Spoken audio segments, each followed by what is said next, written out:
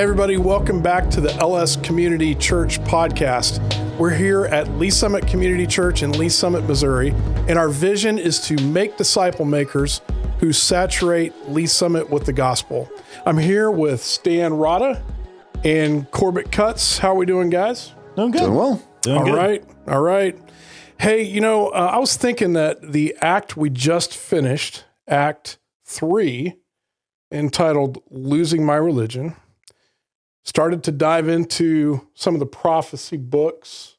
We're going to do some of that with Act 4.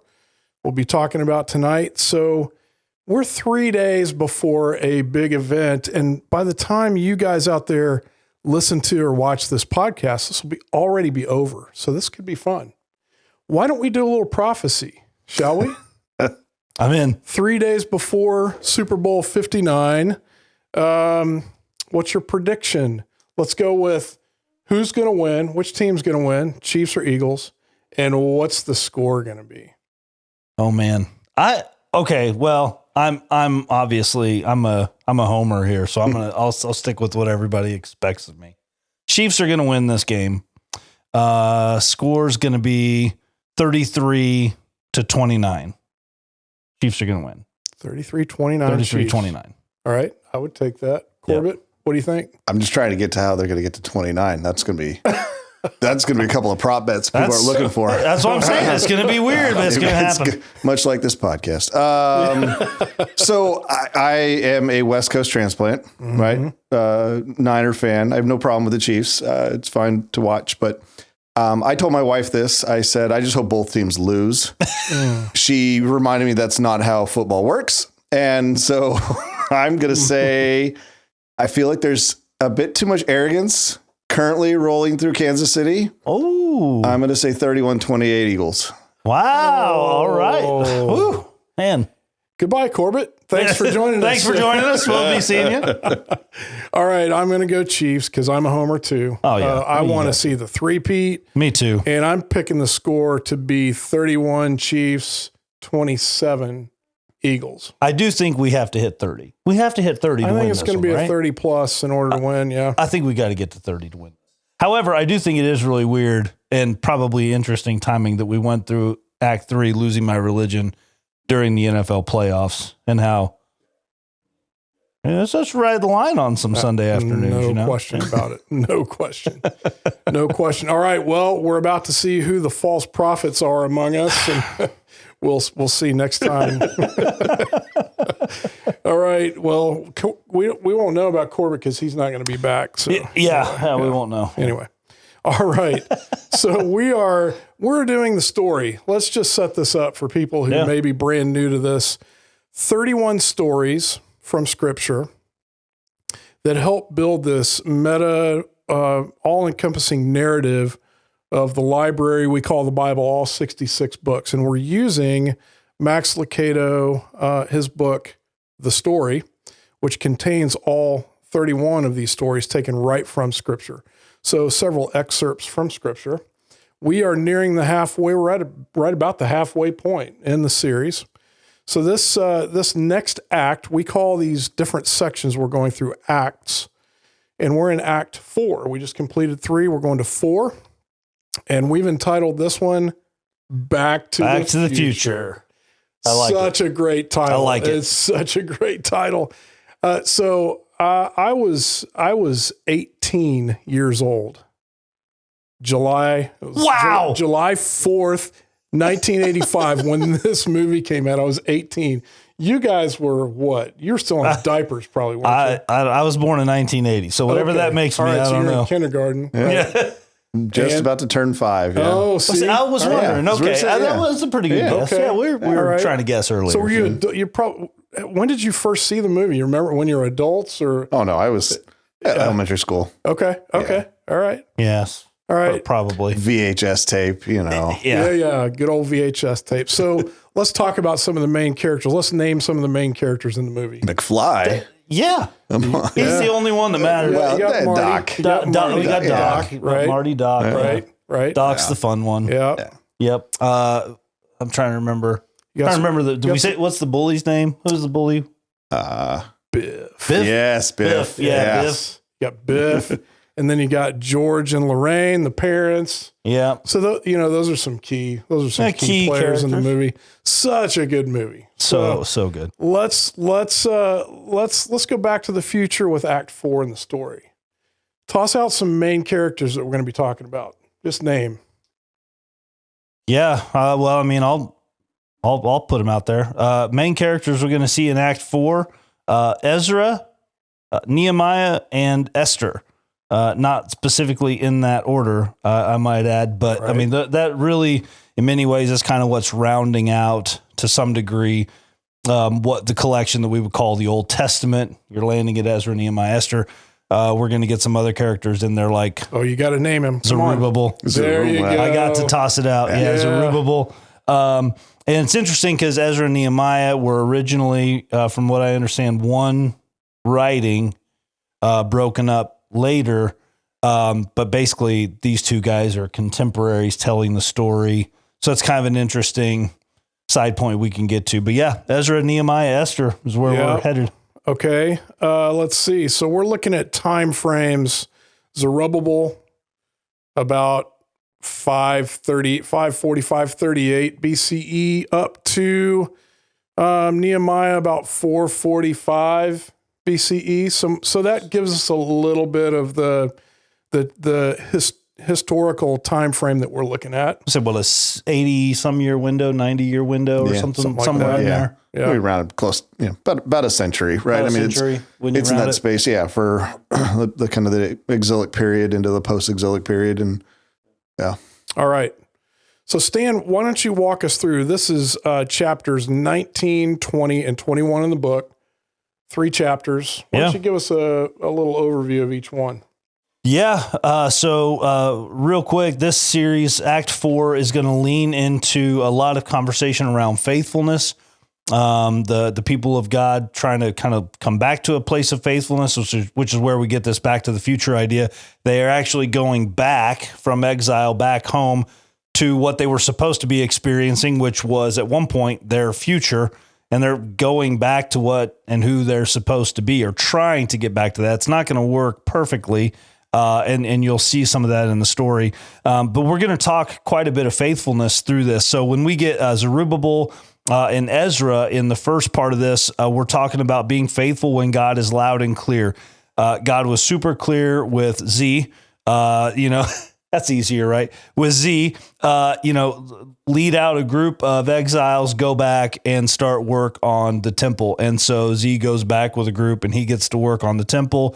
Ezra is given pretty clear guidelines, go back. And he really is kind of the spiritual rock, getting him back to the Torah, kind of a spiritually centric person.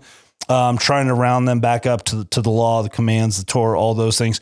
And then we're going to talk Esther, which is fun because we just finished a series on Esther, so we have a lot to pull from. It's kind of a quick little wrap up there, But in Esther's story, the key question really there is going to be, has God forgotten us? He's silent in the book. His name isn't used.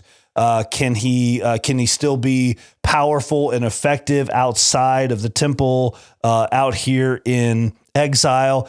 And so we're going to say that week, remaining faithful even when God is silent. So we're going to talk kind of through that lens. And then when we get to Nehemiah, which will round out for us the Old Testament of the story, we're going to say staying faithful even when it's difficult. Nehemiah is going to be called by God and released by the Persians. He's going to go back. He's going to start rebuilding the wall around Jerusalem. He's going to face a lot of opposition. But all these people together in their own ways are bringing Israel back to who they were supposed to be in some way. Again, they don't get there as much as they would have liked to, but they do start moving in that direction. So that's a quick overview of the series and what we're going to hit each week with our big ideas. So we've got 30 minutes, 3 Sundays to cover just about a century's worth of history. No big deal, right? No big deal.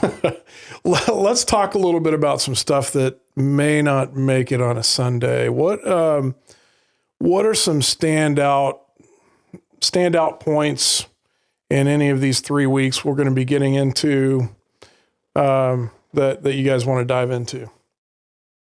I've been talking. You want to jump in? Yeah, sure. I mean, I think this is one of the things where, like, for me, and I think I said this before, I know I have, like, where the story can be so helpful. You look at a book like Esther, right? In so much of us, in like a modern Christian perspective, you pick up the book and you want to read it kind of as a standalone piece of literature. And yes, it's part of the Bible, but you go and like, oh, it's the story of Esther. I'm going to read it from, verse 1 to the end of the story. And you read it and you go, okay, what is this book about? What do I do with it?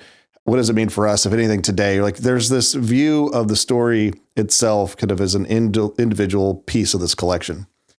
And what the story has done for me is such a good reminder is that it helps to kind of provide kind of this historical underpinning from like a Jewish perspective as to like, why does this book even exist? Right. So you go back to where we just came from, right? In Act 3, losing my religion, and so much of that act, kind of what flows through it is this view of, okay, so Israel is asking this question. The nation, all the people of Israel asking this question, like, why did we lose the land? Why do we lose all that God had promised? And so the answer is like, well, it's improper worship. Like you screwed that up. Like Deuteronomy tells you how to worship. You didn't do it. So they lose all that they had been, kind of promised, or so it seems. And so as they're then like now moved into exile, they're left asking this question, well, who are we? Like, who are we as a people? Who am I as an individual? Right? All the things that I thought I defined my identity are no longer there. There is no more temple. It's destroyed. We don't have our land. We are not even set apart anymore. We are exiled and enslaved. We're no better than our ancestors were in Egypt to some extent. I think their conditions were probably better, but nonetheless, right? Yeah. And so that's the question. Like, somebody sits down in that kind of post-exilic period to write this story and say, well, who are we now? And really what they're getting at is like, that's the fundamental identity question that Esther is wrestling with. It's like, who are we? We don't have a temple. We don't have our land. Like we actually don't even look Jewish in the context of like what a good Jew is. Yeah. And they're asking that question. And then kind of theologically, what they paint over the top of it is this really cool question, which is like, is God still sovereign? Is he still powerful? Can he rule outside kind of the geographical lines of the nation of Israel, right? Mm-hmm. And this is, put the northern kingdom, southern kingdoms together, right? Just that land space. And there's kind of an ancient view of that because that was Yahweh's spot. Like that's what he owned. That's his people. And so the question is like, well, can God cross boundaries? And it's not a question that I think that we think about in a modern context. Like, cause at least for me, for a long time, like that's not a question I see in the story, but reading through the story helps to see just this, constant kind of growth and challenge. And then looking back at what's happened and trying to ask theologically, like, what's going on here?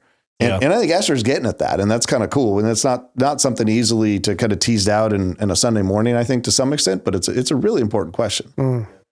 Yeah. Was it Ezekiel that sees in the vision of God, him ascending in on his throne and then moving out toward Babylon? Wasn't that Ezekiel who sees, and it's kind of like this first, to your point, like, can God work outside of his boundaries? And Ezekiel's having this vision of like, well, maybe God can operate outside of the temple. Like, is he allowed to do that? And like God up and leaves the temple and heads out. And so, yeah, that's a huge question that they're wrestling with. It's interesting because on that same, kind of in that same vein, when Zerubbabel, when Ezra, when Nehemiah, when they all come back, they all end up wrestling with a similar question, but from a human perspective, because there were some people who weren't exiled away. Some people stayed in Jerusalem, right? They stayed back in Judah. And so things over that 100 or so, 70, 100-year period of time, things have changed back home. And so these guys go home thinking they're going to be almost like heroes. We're going to rebuild the temple, rebuild the walls. Mm-hmm. And these people come out of nowhere like, who do you think you are? What are you doing? We like it this way. And they end up having this whole thing about, well, now, wait a minute, like, God, what are you doing with your people? And so you'll see that with Zerubbabel, the temple is going to be rebuilt. And you've got people who, they would have been pretty old, but they don't see that cloud come down like had happened with Solomon's temple or whatever. That story's not repeating. And so you have this sense of like, well, wait a minute. I thought when we got the temple back, God would be here, Right. but the cloud's not back. Yeah. And so now what's happening? And then you've got these interesting stories like Ezra doesn't like that the Jews who have stayed back in Jerusalem might intermarry with the exiled Jews. And so he starts telling everybody to get divorces, and, he gets all worked up.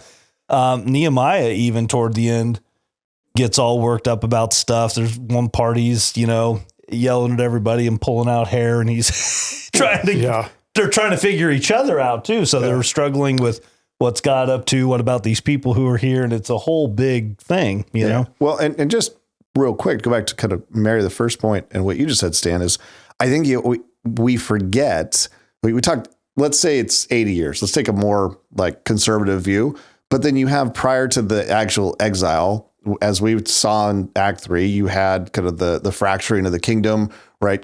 There is a period of time here that has elapsed, and life expectancy is not 80 years. This is not a generation. Like, it's at least 2, and if not 3, removed from when they actually saw, like, kind of the kingdom of Solomon and all its splendor. Yeah. And what have we learned about anything about the nation of Israel when there's this gap in time where, like, things don't go the way they expect it? Like, their natural inclination is to fall away into idol worship, anything other than like what they're called to be. Right. So the fact that they return and they get met with some opposition, I think it surprises us sometimes as we read, because at least in my head, like, that time period is like, 10 pages, I mean, it's not a lot of space, but historically speaking, like, you're not going back and seeing your uncle that was there when you left. Like, no, right. Yeah. No. Yeah. But anyway, that's Ezra, Nehemiah, Zerubbabel. And so that'll be in there. Yeah. That'll be good. Yeah. And this cyclical, to your point, this cyclical nature of the Israelites of coming back to and falling away. It's interesting.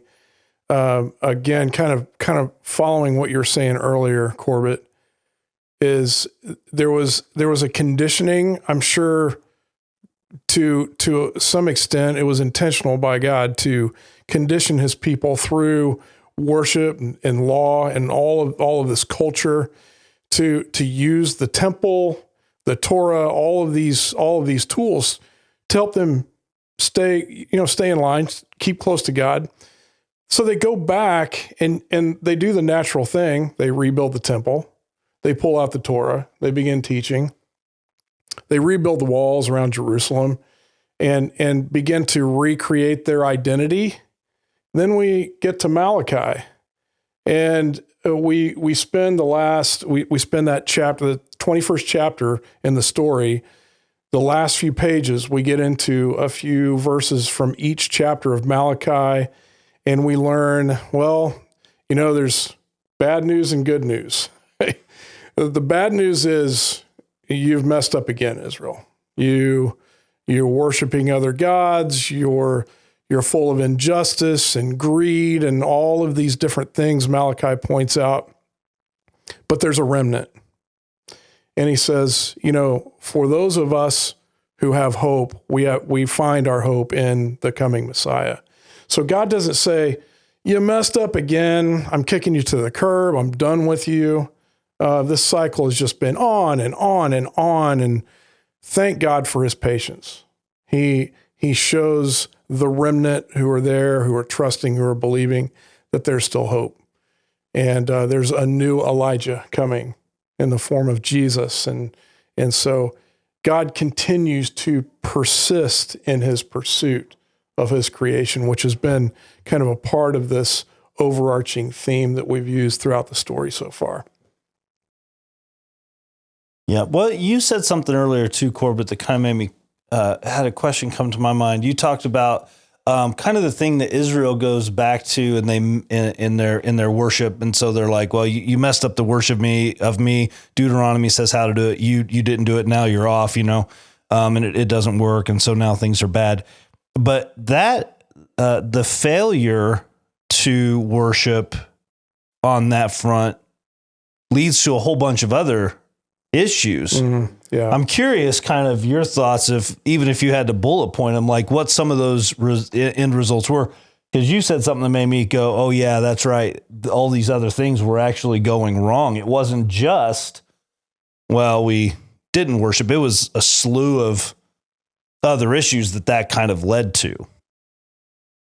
Yeah, I mean, I think if we wanted to like bullet out the failures that kind of lead to it, I mean, it's hard because one of the things I think we rush over is you look at the kingdom of Solomon, right? Like you go back before you split, right? And you go, all right, well, that was like the golden age of Israel. Like, and to be fair, Solomon was really the first true king, right? I think, David and Saul were really they were, military leaders that ultimately kind of ascended into, they were kings, right? But they weren't by definition, as you would have thought about kind of the ancient world, as like a king. Like Solomon's the one who creates the politics.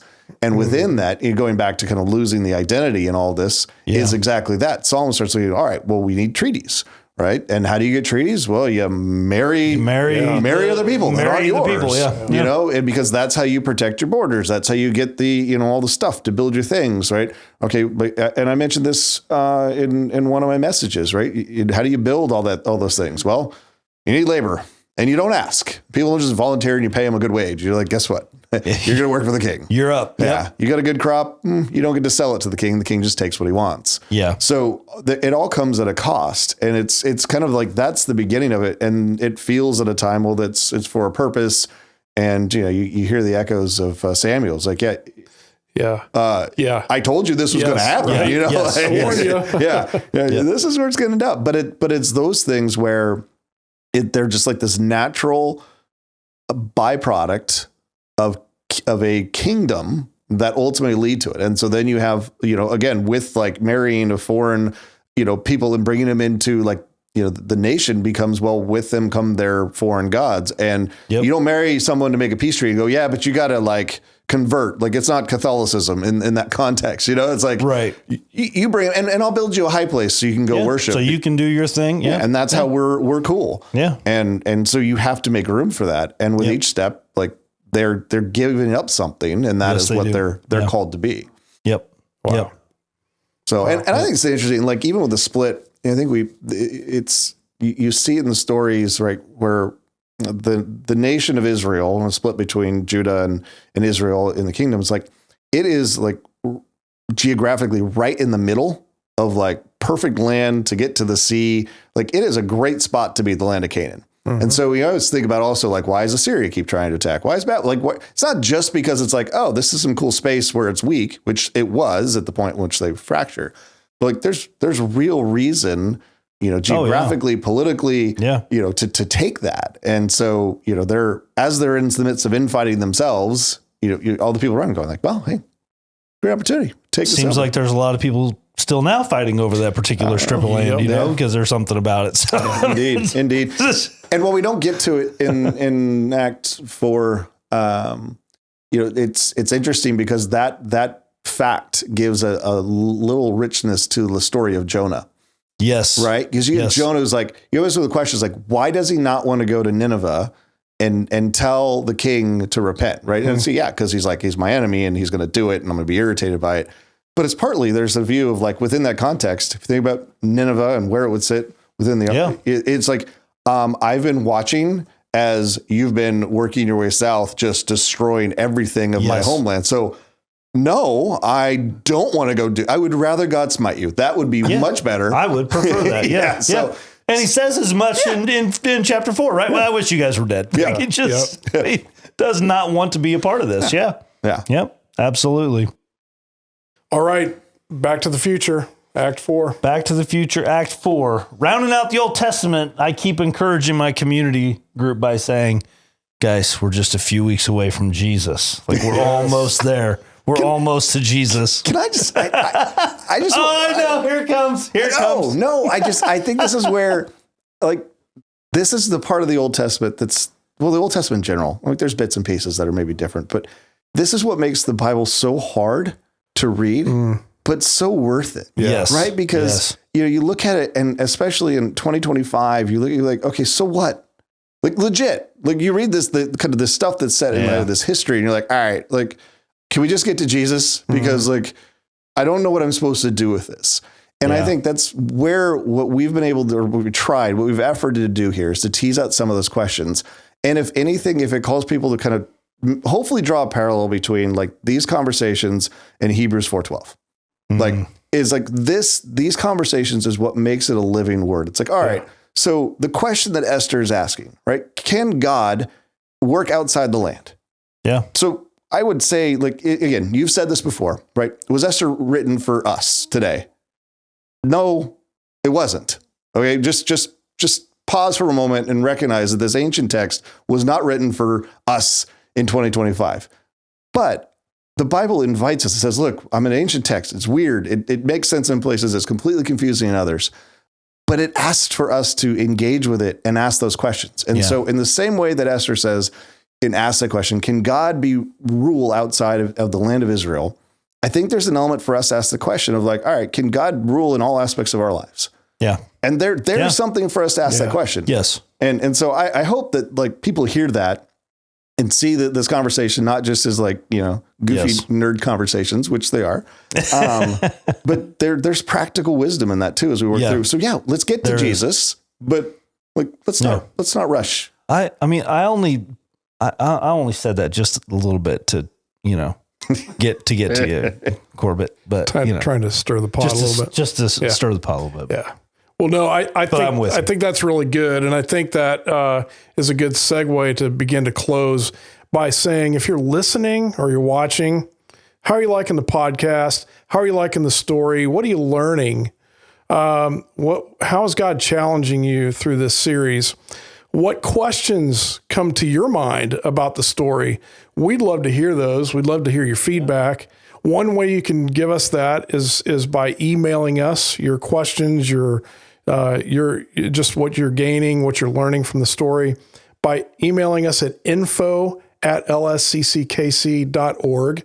We'd be glad to hear from you. Or if you're listening or watching the podcast on a platform where you can reply, like YouTube, we read those comments. We'd love to hear from you. So be sure and give us that feedback. Corbett, Stan, thank you guys for joining us for this episode. Thank you. Thank you all for watching and listening. Be sure to like and subscribe and share the podcast so you don't miss any episodes. And if you're here in the KC area, we would love to see you at Lee Summit Community Church. Every Sunday, 9:15, 11 o'clock are our service times. So come and join us for that. And if you're not in Kansas City, but you'd like to follow along, you can listen to each week's messages right here on our podcast, or you can watch online through our YouTube channel. That's it for now. Thanks a lot for joining us. We'll see you next time.